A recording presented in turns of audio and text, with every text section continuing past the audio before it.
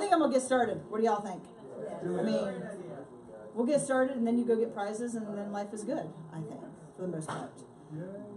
Who has a purchasing question you want to answer right now? Seriously, you came to this, you're just biding your time until prizes? And you chose this room to do it in? I mean, I get it. I want you to get prizes. Believe me, I want prizes. I mean, do you have prizes? I don't. I don't have any prizes. I mean, I have a really big mug thing that we got when we checked in. Yeah, true. You could have two. Would that be a violation of gift and favors law if I gave you one? No, because I'm a government employee, so it'd be government to government. Nobody has so why are you here if you don't have a purchasing question? Oh, Joel, thank you. Can a local board set a bid requirement that would be supersede or the state purchasing requirement laws? No. Such as a requiring bids for services that are $25,000. Oh, yes. Okay. So yes, I was thinking in a different way.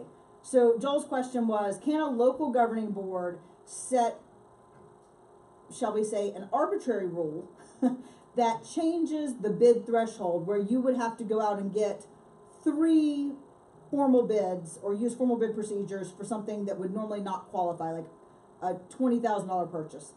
I don't know what your authority is in Eden, but I remember in Eden, Kevin used to have to get 3 bids for anything over $500. Wow. So yes, you can have a more restrictive rule. It can't be less restrictive than the state guidelines, which is miserable, and I'm sorry. I think in Wayne County it's $2,500. $2,500. Wow. Okay, that was one question. Anybody else have a question? You want answered right now? Is there a model that you use for evaluation? There is not a required model that you use for evaluation, but we will talk about that because what you're talking about is the ITRP option. And when you use the ITRP option, you do want to lay out criteria for evaluating. Now, E-rate is slightly different. So if you're talking about E-rate, we're not going to cover E-rate specifically. But general purchasing, if you're using the ITRP option, if you lay out criteria like a matrix, evaluation matrix, yep, then it's not required, but it is a best practice. It is required when you do ITRFP because you're going to judge based on criteria. All the way in the back had a question. No, you do not have to use state contract. You can use state contract. So we're going to talk about all of this. I think you're in the right class. I just want a refresher. I don't know if you're going to talk about single source. Sole source? Sole source. Yep, we're going to talk about sole source. Perfect. So the answer is it's really, really, really, really hard to do sole source ever. Most of you will walk out of here knowing that you have broken the law. It's just the way it is. By the way, it's actually not you that would likely get in trouble, right? Because it's somebody above you that would be making those decisions. So we're going to play a game to see how smart you are. I just want you to say yes or no with your hands. But here's the first question. If you only get 2 bids for something that's going to cost $300,000 almost, can you open those bids? Ask that question again. So if you've only gotten 2 bids for the purchase of an IT system and it costs $295,000, can you open those bids? Yes. Who said it depends? The answer is basically it depends. By the way, that's the answer to almost every question ever. So when you say it depends, if you use the ITRP option, and actually Mike Taylor and I were just having this conversation, so I know he's got Pitt County folks in here. If you use ITRP option, there is no minimum threshold for the number of bids you have to receive. You could get 1 bid and go with that vendor. Okay? Next question. If a local vendor's bid is only $2,500 higher than $250 higher than out-of-state vendor, can you award to the local vendor? Yes. Yes. Depends on the criteria. Yes, very good, Dan. You listened. Okay, so the answer is it depends. If you use the ITRFP option, you could award, but you cannot use local preference as a reason. Local preference in North Carolina is not allowed. Does anybody here have a governing board that requires local preference? Okay, so I am going, see me afterwards? Preferred. You can prefer that, but you cannot require it, and it's not an overriding concern in terms of making the decision if you're using formal or informal bid procedures, and we'll talk about what that is. If you're using ITRP option, you could give credence to the fact that they're local. Anybody have a creative way to get around local preference? You must have a support engineer within 2 miles of my office. Exactly. If you write your specs sufficient to say, I've got this need, and this is, you've got to be able to get to me within 1 hour, or whatever your number is. That would be local, that would be a way to do local preference without actually violating North Carolina law. You must like banana pudding. I don't think you can do that. Can you specify only one brand of equipment in bid specs? Yes. That one actually is a yes, but good try. She's like, yes, it depends. So yeah, you can spec whatever you want. So you guys are a Cisco shop in Pitt County, right? You can put in there, it has to be Cisco compatible or Cisco products because it's a standard of operation that you are trained on and it's compatible with all the rest of your systems. Does that mean you get to sole source it? No. You do not get to sole source simply based on a vendor, and we'll talk more about that. Oh, okay, this one is, you can answer this one now, you'll get it right. So, bidder notices a calculation error after you open the bid. Can you allow them to correct the mistake?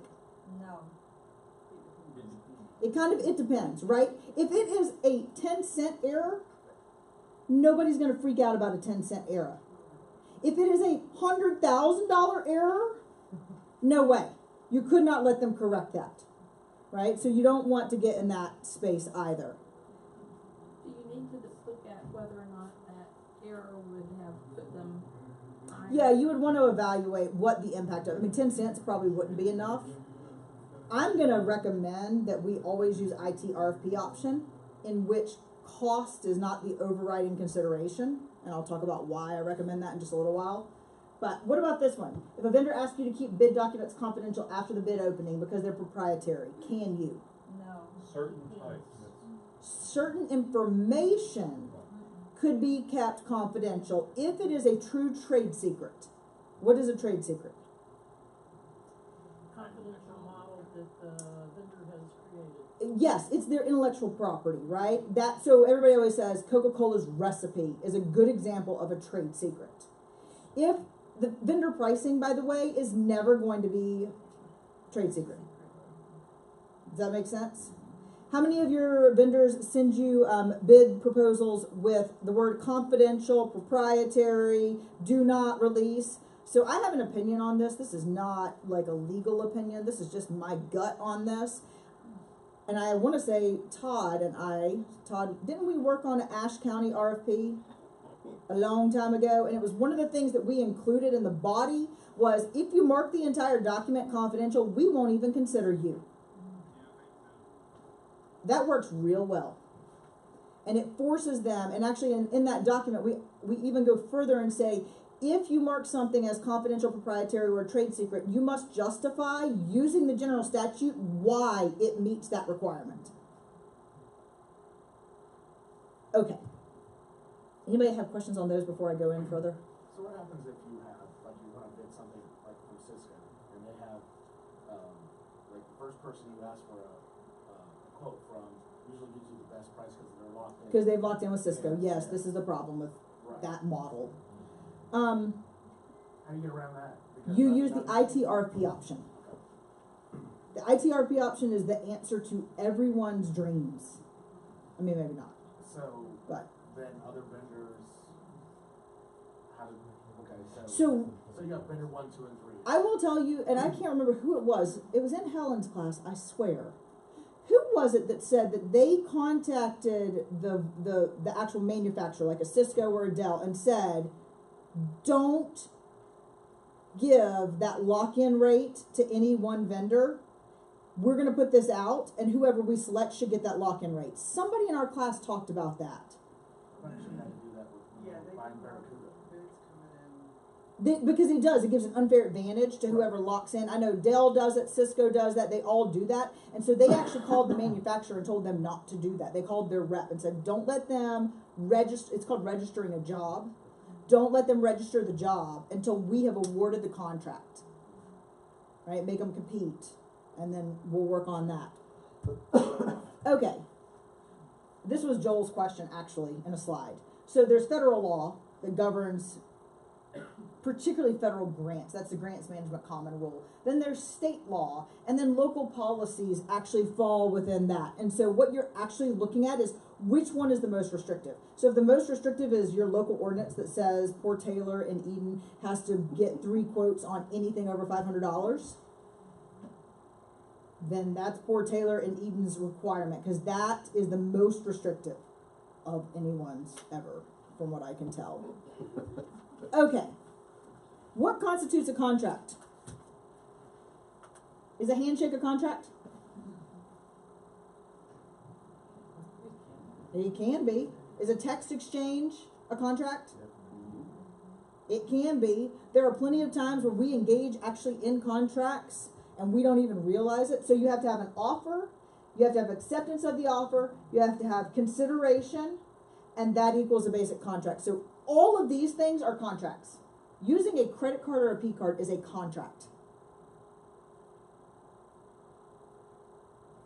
Invoices, repair, sales, construction, any of those things all equal contracts. In North Carolina, what is required for contracting are all of these items. Y'all don't need to worry about 90% of this, right? The budget pre-audit requirement, your procurement officer is usually worrying about that, your finance department.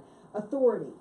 Who can enter into the contract? Do you have delegated authority? Taylor, do you have the authority to enter into contracts? Not really. So Kevin has to do it, or is it above Kevin? Kevin. Joel, I know you have authority. No, you don't have authority. So Joel is a CIO for Davidson County, and he does not have the authority delegated down to him from finance or the manager. Purchasing director and county manager. Those are the only 2 people, purchasing director and county manager, only 2 people that can enter into contracts. In New Hanover County, who can enter into a contract?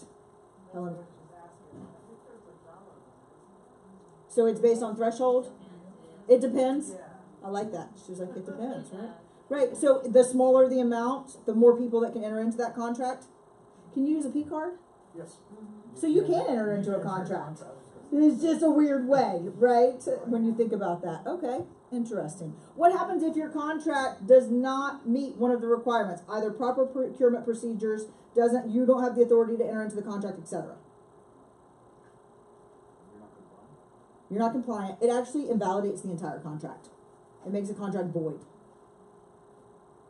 which can get really, really, really messy. I mean, actually, sometimes it's awesome to have a contract that you could void based on improper contract procedures, which would be fantastic in some jurisdictions to actually use. So let's talk about procurement methods. I'm going to give you a basic overview, and then we'll go into the ITRP option. But here's what you need to know. The procurement method is determined by 2 things, the type of contract and the cost of the contract. The first type is a purchase. Anything you buy that you are going to own and have. That is a purchase contract, right? And so if you have a purchase contract, that's going to have one set of standards. We do not need to talk about construction or repair because we don't do that. Be glad, be really, really glad. It is a nightmare to deal with. And that has all sorts of restrictions around it. Minnie Brooks Acts. Actually, nothing in IT ever requires Minnie Brooks design requirements either. So far, all we have is purchasing. Is a purchase of a good, basically, right? Some sort of thing that we are going to touch. And then there's everything else. That would be service contracts, land purchases, etc. North Carolina law is fascinating the way that it handles all of these areas. So here's sort of a question about what kind of contracts do we have. Buying and installing new carpet, what kind of contract is it? Purchase, service, or construction? It depends. Okay, stop saying it depends because now we're going to have answers. If the labor is the biggest cost and the carpet cost is almost incidental, it could be service. Yes. If a part is building a new building or retrofitting, it could be. It could, well, okay, so yeah, I guess he's If you're just buying the carpet. Dan I've Lee. learned very well from you. Yes, you have learned. But 90% of the time, you buy carpet for your house and you pay somebody to install it. What is it? Purchase. It's a purchase. For all intents and purposes, when I am trying to be basic, because this is very basic, I would say this is a purchase. Regardless of the fact that the labor's there, the fact that you have equipment that is being installed and you're going to own it, we're going to get to a trickier part. Now, what about this one? Smartphones with a master service agreement.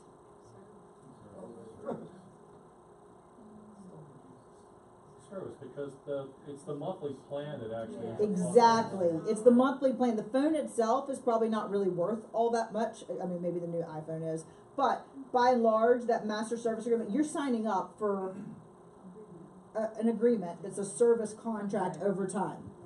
That's true, because depending on the phone, I give it to you for free. Exactly. I've yet to find one of those, but maybe. New computer system that has a warranty. Purchase. Right? The warranty is irrelevant. Yes, that is a service, I guess, but it's irrelevant because the burden of the cost is going towards that. What about this one? Lease of copiers with an option to purchase. No! It's a purchase if it has a buyout option. If it has an option to purchase, even if you're not executing that option to purchase, if there is even a $1 or 1 cent buyout at the end of the contract, it must go through formal purchasing procurement processes. The reason all this matters is because nothing governs service contracts. There is no North Carolina law. Now, there might be local ordinance, but there is no North Carolina law that governs service contracts. So when we see the option to purchase, who in here does that? Who has leases with options to purchase? Everyone? Did you bid it out as a purchase? Or did you do it as a service? You do everything as a purchase, basically, based on your threshold, right? And so in this case, we actually have had lots of local governments run into challenges with this one because they lease all of their computer equipment. They release all their PCs, they lease all their copiers, and at the end of the life cycle, they buy it back. So they buy it back for next to nothing, right? Because it's not really worth anything after a 5-year lease. It doesn't matter.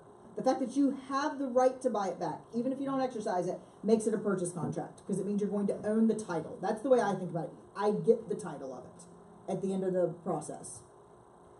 So we've already talked about the types of contracts. Now there's a cost threshold. This is North Carolina law.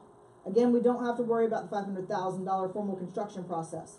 There's no statutory requirement until you get to $30,000. So Joel's delegation is what, 25,000. So for services and services. Just services. Just services. What about goods?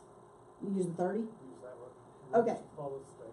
Okay, so they follow the state with purchases. Services has a separate standard around 25,000 in Davidson County. North Carolina law says once you get to $90,000, formal purchase. By the way, all of this becomes absolutely irrelevant when I tell you how awesome the ITRP option is. I'm just giving you the framework. Because a lot of times we fall into a trap of going with these options because that's what our procurement officers understand the best.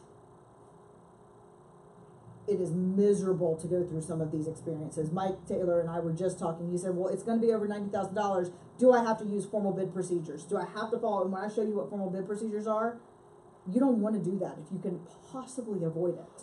Right? Informal bids. That is anything under that $30,000. Or no, anything that is up to that $30,000 to $90,000. So that's all purchases between $30,000 and $90,000.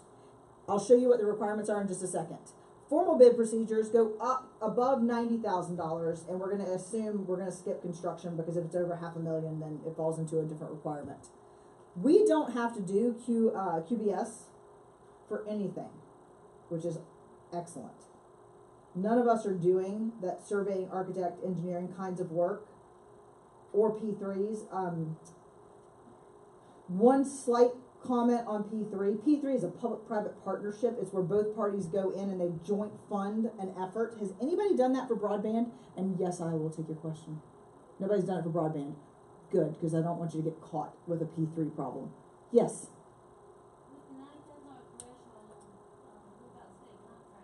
So state contract is an exemption. State contract, federal contract, piggybacking, which we'll get to in just a second. Nickel G's a convenience contract.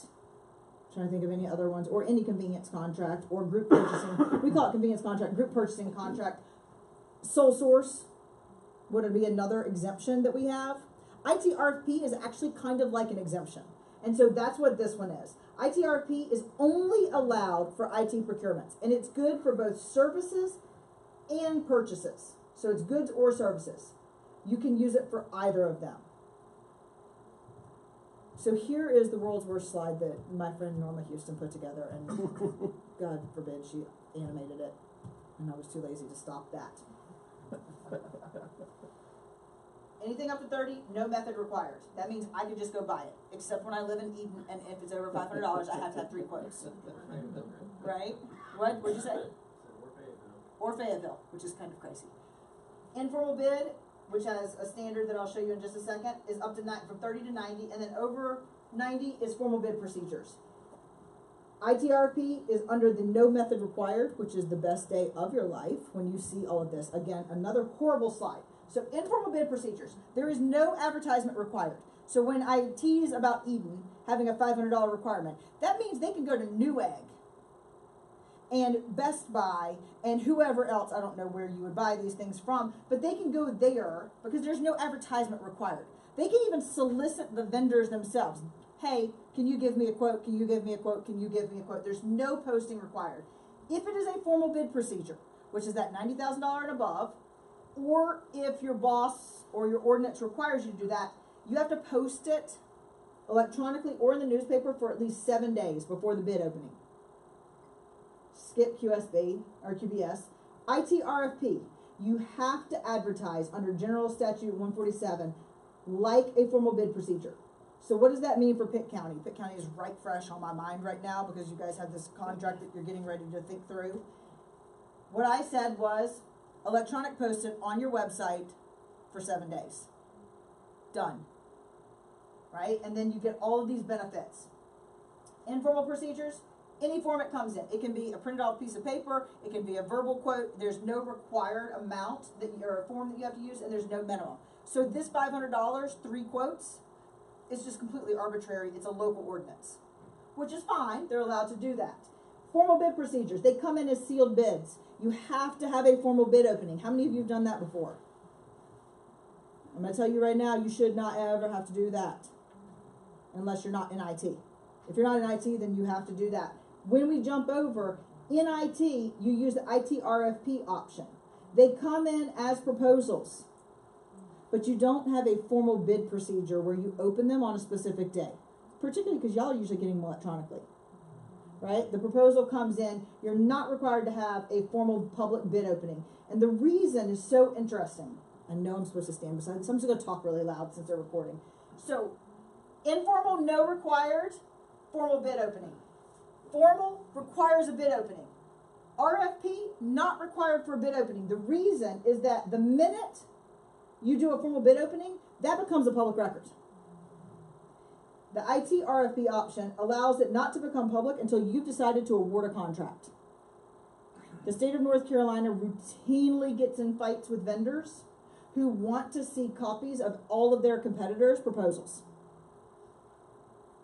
Wouldn't y'all want to see that? If I was a vendor, I would absolutely want to see that. And so what happens is they call me up and I go, well, they use the IT RFP option and they decided to cancel the bid solicitation because they didn't like any of your answers.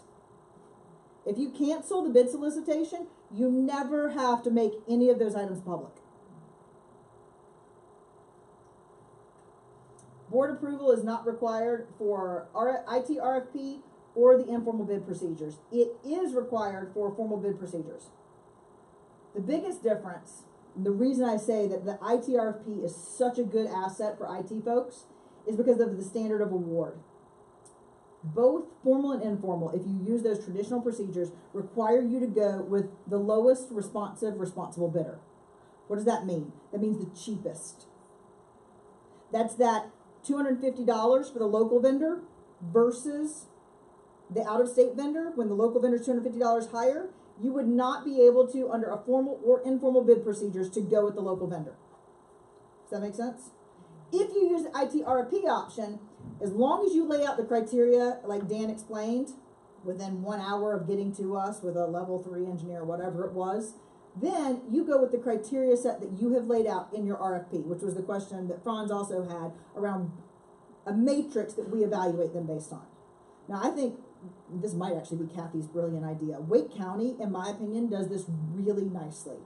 They put out their RFPs, they have their criteria listed, they have a team that evaluates them, everybody's really clear on what the criteria are, and then they do, I think you still do this, they post, after they've made the award, all of the vendor scores in all of the criteria areas. I think that that is absolutely brilliant. It probably stops a lot of people from contacting you. And it also shows the vendors transparency as to where they're competing, which ultimately gets everybody to a better level of service. Okay, so Franz's question was around, are there specifications that we have to put in? The bottom line is the statutes don't speak to any of that. They don't speak to any type of specifications or evaluation criteria that you have to use, or evaluation process. Jeff? Does it matter if the department other than IT uses the IT exception? Is it okay if something, if it's IT, equipment services, is being put out there by the transportation department, let's say? Or is that an issue? Is it real IT goods and services? It's parking access and revenue control systems, so we would all tend to agree it is. I think it's fine. Okay. Where I would say it's not fine, I got a call from, I cannot remember the community now, and they were doing electronic metering, like automated meter reading, and they were replacing all the meters. Just because there's a little thing on top that catches ones and zeros and sends ones and zeros flying through the air does not make that a technology. That is a meter, first and foremost, right? So if you were building a road and you happen to be running conduit and cable underneath it, or fiber underneath it, that would not be an IT project. It would be road construction. So do you see the difference? But I think it's fine as long as you feel comfortable that it is an IT project, by and large, it's fine. What if the project was to put those conduits and the fiber underneath that? That would be an IT project. And If it you're could, retrofitting most of the meters and only replacing a third of them, now it's more IT-ish. now it might be more IT-ish. If you're just adding the little thing on top that catches and sends the ones and zeros, that's my version of what these things do. I don't actually know what they do, but I feel like that's what they do. If you're just adding that technology to the top of it, and more importantly, if you're building the infrastructure, The network, the database, servers, all of that, then I would say that that absolutely is an great, ITRP. because we just awarded $5 million now. Yeah, I think I think you're perfectly fine doing that, because that the idea is that that's an IT project, right? Okay, we already laid this out. I'm gonna put this informal, which I've already told you we shouldn't be using any of these, but I'm showing them anyway, because some of you might get confused and end up using them. No required method of advertising, no required bid procedure, no forms that are required, no minimum number of bids, no public bid opening. You should keep a record, and you have to go with cheapest. It's not exactly cheapest, it's lowest responsible, and I'll talk about that in just 2 seconds. And you don't have governing board approval. Formal, 7 days of advertising. Electronic only requires board approval. By the way, it would not be board approval for the specific advertisement. It means the board has approved you to do that, to do electronic advertising. Almost everybody has been approved to do that at this day and age. Sealed bids, this is where they've read this and they said, oh, we need 3 bids.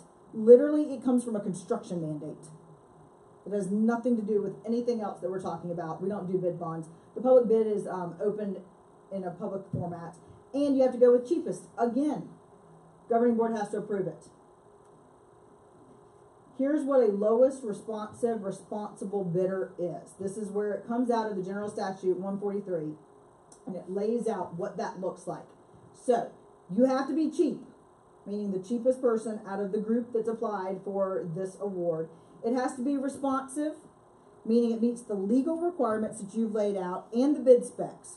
Only minor deviations can be waived. That's where I said if it's 10 cents, it probably could be waived. It's $1,000, $10,000, etc. It probably can't be waived. Responsible bidders mean that they are actually capable of doing the work, right? They have the skills, the abilities, and the resources.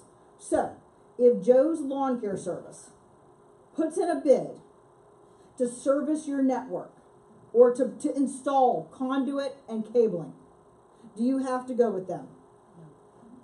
Never, because they don't have the responsible side. They might be lowest, they might even be responsive to the bid, meaning they copied it and changed the words around and it was responsive to what you're requiring, but they don't have the skills, abilities, and resources. However, if both, give me two vendors that might be competing, two VARs. You got two VARs, right? So you've got E Plus and who's another VAR for Cisco? Dices, right? You've got two VARs and they're both competing. Could you ever say one of them is not responsible? Don't they both have the same skill sets and the resources available to them? Not necessarily. Okay. I mean, maybe not, but by and large. Would be one of the things I would Do what? Engineering support. Would be Engineering support. Okay, so that's a bid spec that would be in an ITRP. That would not be in a formal bid procedure typically. You would be looking at specifically equipment and installation of equipment, not necessarily all of the other add-ons. So, this is the sort of checklist that we always lay out. Is it going to meet our requirements legally? Does it conform to the specs that we've laid out? Can the bidder perform the contract? That's what it means to be responsible. Can they actually do the work? If it's responsive and responsible, then you have to take it. If not, then you repeat the checklist and you go to the next one. You always have the right to reject all bids. Always, in every circumstance.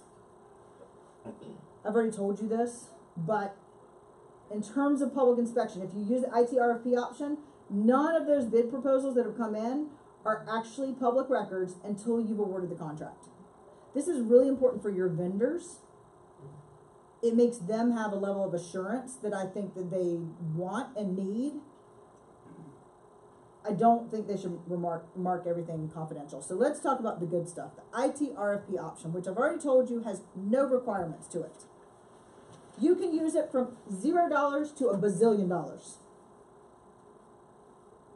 You can use it for service contracts as well. But with the ITRP option, the reason it was put in is because technology changes so fast, they know formal bid procedures just don't work, right? It's allowed for goods and services in lieu of, and I said 147, it's 143-129.8. When Todd and I worked on the Ashe County RFP document, we specified we were using the ITRFP option referencing that general statute. If you want, I will send you a copy of what we wrote out because it's actually a decent template. I've taken all the other language out of it that was related to, I think it was DSS work or something at the time, but it's still a decent example of how to write that RFP so that you're getting all of this documented. What's it good for? Everything. Everything, anything that involves IT, you cover it in here. 147-33.81 tells you what is IT. I knew 147 was in here somewhere. It tells you what is included in IT. So here's the procedures. You have to do a formal advertisement, which can be electronic for 7 days. You evaluate based on the criteria that you have listed in the RFP. Right? So you want criteria listed. You're not going to be able to choose somebody that you just like if you don't list the criteria. Be careful with that though. We had a local school system several years ago who wanted a technology. The vendor promised them that the technology would be live and ready to go by this specific date. They waited, held on their RFP process, put it out on the streets, expecting this vendor to have it ready to go. So it was a bid spec, right? It was a criteria. The vendor said, oh, we're sorry, it's not ready to go. We can't do it. So they had to cancel the entire RFP process and start all over again. Right? Because they couldn't have anybody that would respond to it at all. Standard of award, the reason that we love this in IT is because you don't have to pick the cheapest. What can you use? What criteria could you use? Somebody sent me an email yesterday and asked if we could use benefit to the community, which I thought was kind of creative. I was like, what does that mean? Well, we're looking for, it was a school system, we're looking for WAN services. Are they willing to build out to, a disenfranchised part of our population? You can use that. Free training, you could use that. You can use any number of things that you want to include in this best overall proposal. Previous history with that vendor. Compatibility can be an overriding concern. The good news is you're also allowed to negotiate. It's one of the only times you're allowed to negotiate. Everybody else you have to take at face value. So you're allowed to negotiate with anybody that's proposed within the scope of the RFP. I've already told you that they're not public. And you don't have to have governing board approval unless your local ordinance requires it. Somebody asked a question about the exemptions. The exemptions are the wicked part of this entire discussion, in my personal opinion. These are the competitive bidding exemptions that exist in the general statutes. Most of these we will not cover. Well, three or four of them we won't cover. So sole source. How many of you know Owen from Albemarle? One of you? Two of you? Okay. Owen from Albemarle calls me up and he says, hey, we have an emergency sole source issue. I was like, okay, right there I know it's probably not that. Right? And I said, what's going on? He said, well, our telephone system, they had an antiquated, right? Am I right about this? Antiquated voice over IP system. Are you from Albemarle? Yes. So it just died. Am I right? And he called me up and said, can I do either a sole source or an emergency purchase? And I said no. Why would I say no? Telephone system didn't work. The question I asked, right, and he wanted, what did y'all end up with? Do you remember Avaya? Okay, Atcom, that's right. He wanted to go, he knew what he was going, so what he had done was he was ready to put a bid out, right? Weren't you guys working on bid documents? So you were working on this. He knew what vendor they were probably going to go with, and so he just wanted to be able to give it to them, right? Couldn't do it.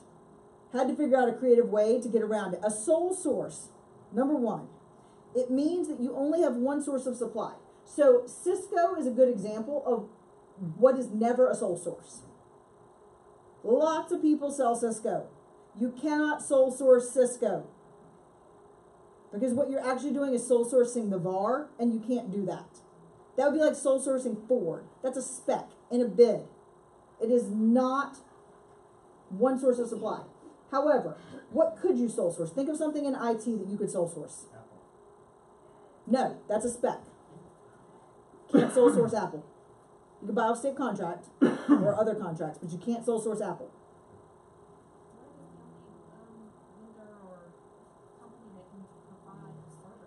What kind of service? That's based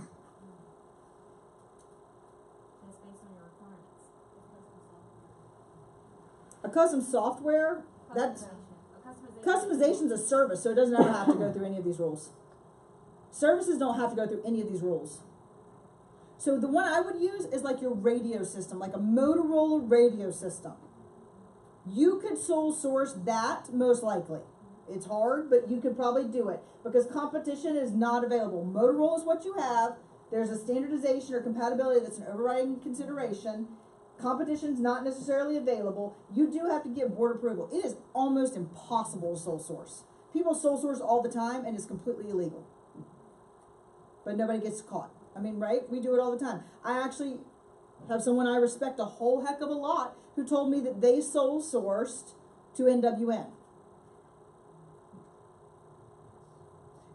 You cannot sole source to NWN. They might be a preferred vendor for you and you might like them a lot, but you need to write your bid specs using the ITRP as a way to give them the job if that's who you want. Which, by the way, we all know we do that. We know we do that on a regular basis. You can use existing contracts as a competitive bidding exemption, right? You've got state contracts and you've got federal contracts. Oh, let me go back to emergencies. I think I deleted that slide, but let me talk about emergency purchases. It is not an emergency purchase in Owen's case because they had a plain old telephone still working. As long as you've got a telephone that somebody can call 911 on, you can't sole source it. So I said, oh, we need to be creative, right? I was literally driving down I-40 as we were talking about this. I said, every good vendor, and I actually said this to Mike recently when we were talking outside as well. I personally say, find somebody you can piggyback off of. Every vendor knows who they've signed a contract with within the last 12 months. And I'm going to tell you the specs for piggybacking in just a second. But they know who they've signed contracts with. Now, I was on the phone recently with somebody involving a state contract. This was not in North Carolina. This is North Carolina General Statutes, just so you know, but it was not in North Carolina. You guys are allowed to buy off of existing contracts, state and federal, right? That's the GSA, ITS, e-procurement contracts that we have. The vendor, it has to be the same item from the same vendor. So if for years we did not have, I think it was Cisco level, there was a certain level of switches that were not on state contract. I think they are now, but they weren't. So you could not use state contract to buy them. In the case of the person I was on the phone with, they were from New Jersey, and they had the same rule. They can buy off state contract. They had a vendor who was going around telling everyone that they were on state contract, they could buy from them, and the vendor had actually lost their state contract. The IT director ended up getting in a ton of trouble, because who is supposed to check the validity of the vendor saying you're on state contract? The department that's signing the contract. It's not on, I mean, no offense, I'm sure we probably have vendors sitting in here, but why would you trust the person selling you something to verify that they did their due diligence? Dell, if Dell's on state contract, it's not everything in the Dell catalog. It's specific things in the Dell catalog. So you have to know exactly what it is, because it has to be the same item that's listed in the catalog. And they have to sell it to you at the same or better prices. You don't have to use any type. Somebody had a question, yes.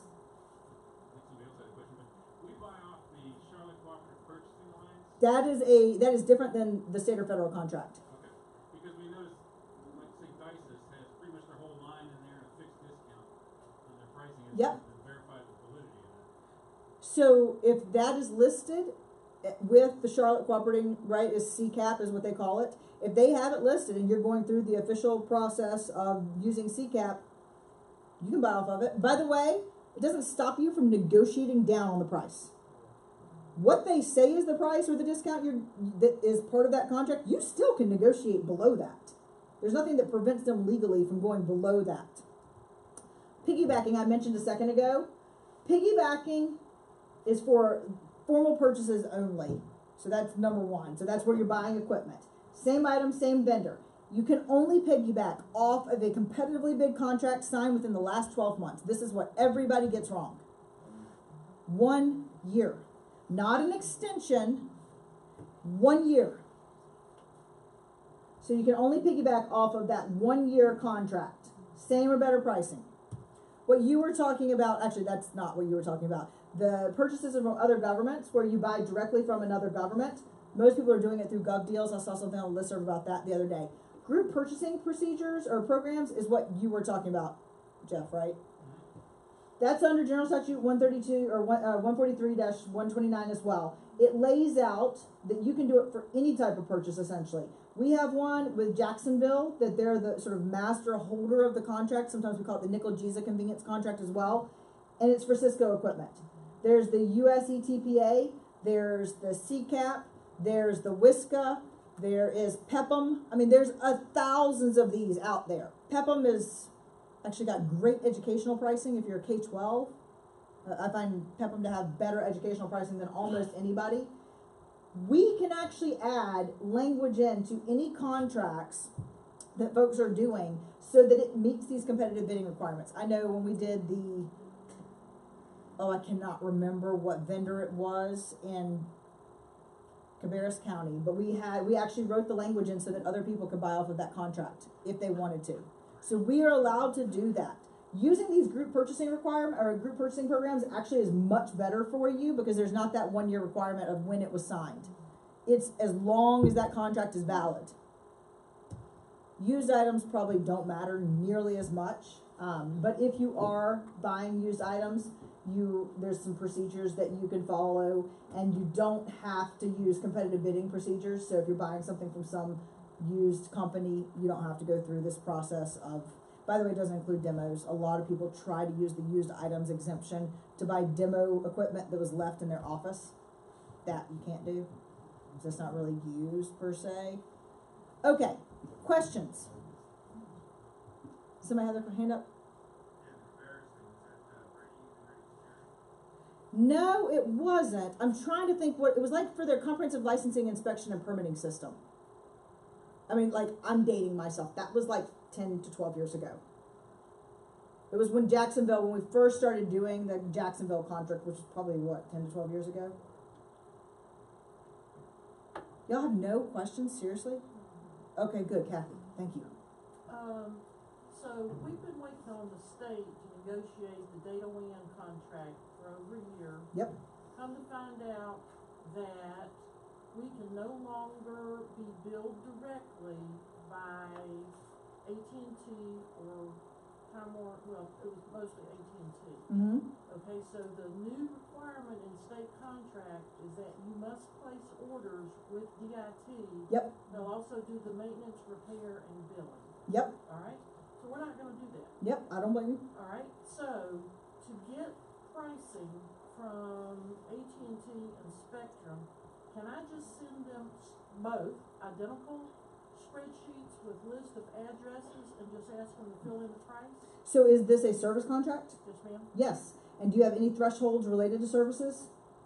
No, Then go for it. okay, There's no governance around that.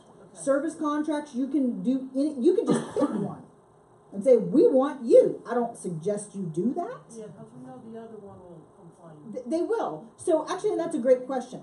Do we have bid protest procedures in local governments in North Carolina? No. There is no legislation that authorizes a bid protest procedure by a vendor. They might try to do it. You do not have to entertain it from a legal standpoint. If you are receiving federal funds or E-rate funds, then there's a separate answer to that question, Yeah, because they do require it. But local governments in North Carolina do not have to entertain bid protest. I'll come back to you, Becky.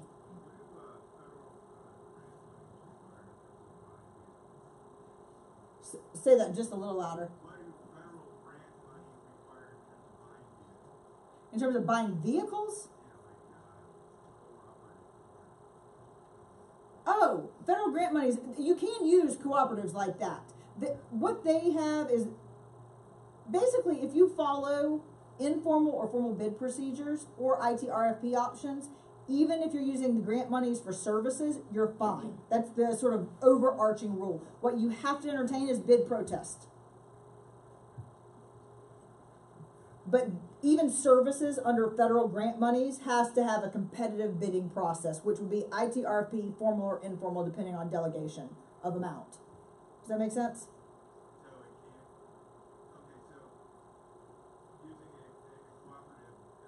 You can use a cooperative. It's a competitive bidding exemption. Yep, you're totally fine. Becky? How about, sealed bids, how about receiving bids electronically? If you're using the ITRP option, you can do that. If you are using formal bid procedures, I don't know how you would receive a sealed I bid. don't know either. Yeah, you would have to literally get a sealed bid because there's a formal bid unveiling that's public, so you'd have to have hard copies. Electronic copies would not work in my mind, but I wouldn't use formal bid procedures for any reason if you're buying IT. Now, usually we get involved with construction and buildings and renovations and all that also. So it's truly not an IT process, we're just involved in. Yes, you're just involved. Well, the bids It's aren't not coming my- to you. It's not my bid. No, that's not your bid. I like that. She needs a t-shirt. That's not my bid. I have some good t-shirts. That's a really funny idea, actually. But the yeah. informal bids, how about that? Informal bids don't require any type of procedures. You can receive them any way you want. You can even get them over the phone. Okay.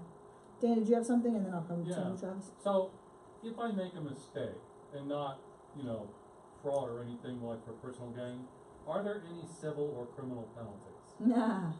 For a mistake. Yeah. No. Like you should have done, like you sole source, you should have, It just invalidates the contract. If you receive personal gain, yes, but Yeah, that's a conflicts of interest law that is totally separate. I mean, it's related, but it's not. If you just made a mistake, nothing happens. And actually, in reality, it's not even your fault. Because there should be somebody that is an expert, like your procurement officer, purchasing officer, finance officer, somebody, your attorney, somebody should be overviewing this as well as you. That's a great feeling. I know it's a thing. I understand. True, but yeah, there's no penalty for that unless it was willful. Travis? You already have a vendor, and new construction dictates that you need to purchase more like equipment. You can do an additional quantities addendum. So you don't have to bid that out. No. Not if it's additional quantities. Now, you need to look at your contract and see, did I put in there an option for how I'm gonna handle additional quantities? Most contracts actually include, I can buy additional quantities at this rate for the life of the contract. Does it say that in the contract? I don't You know have what no the idea. contract is. You don't know, he doesn't know where the contract is. So get the contract. I'm new. Right? So get the Right. contract, number one. Right. You want to find out where the contract is. Because you want to make sure it was done properly. Do you want the equipment? Yes. Okay, so you like the vendor, you like the equipment.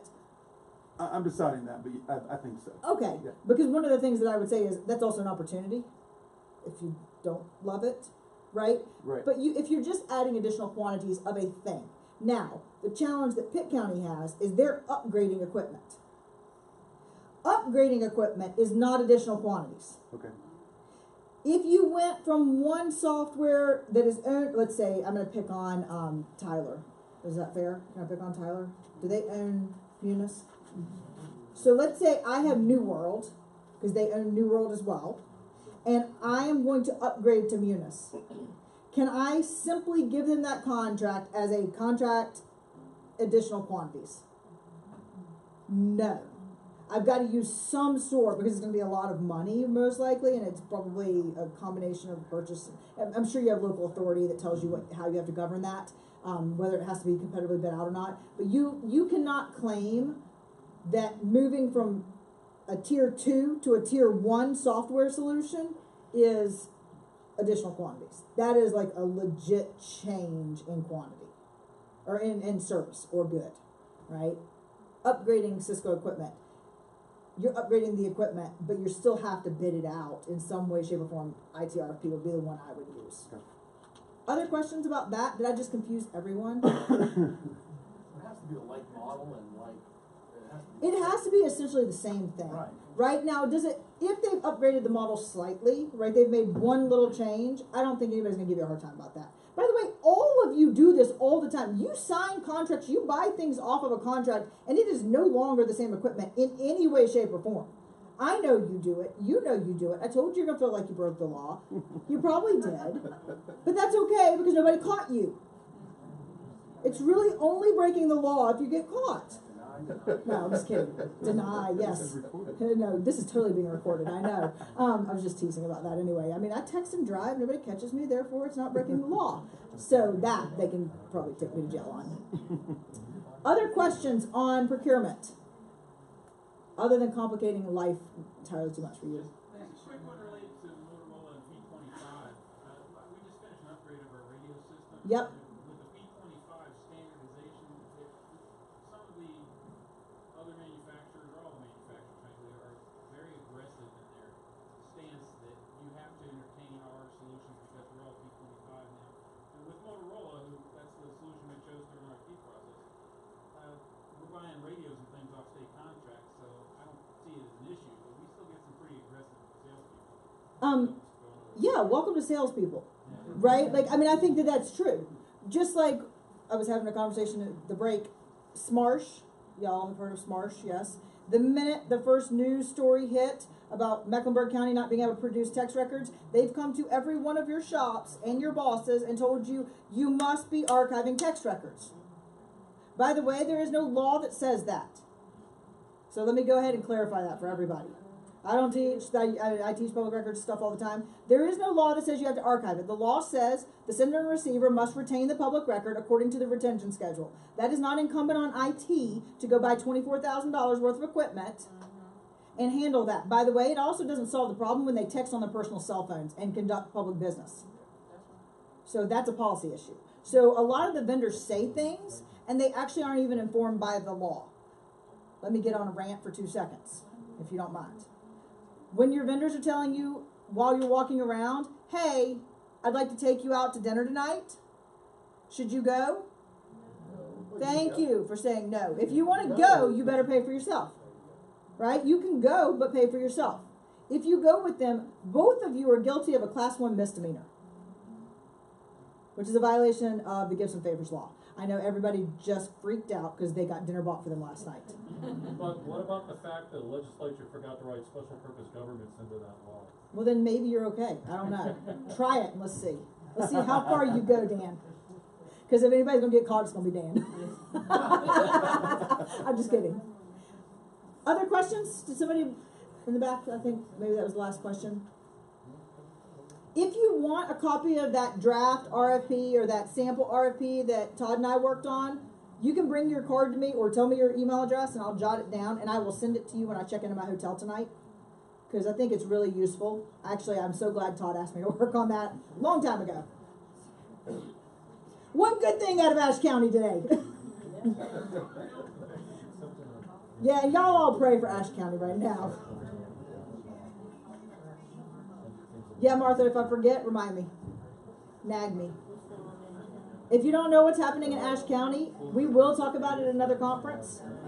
It is a public records. It's the first that I know of in the state of North Carolina where the current sitting sheriff has been arrested and indicted for willful obstruction of justice, which is 3 felony counts, and also basically refusing to give up public records on his personal cell phone. Oh, that's what it was talking about. Yeah, if you want to know about that, Taylor, you're going to get a lot of it in class, but if you want to know about it, I can send y'all news stories because it is fascinating.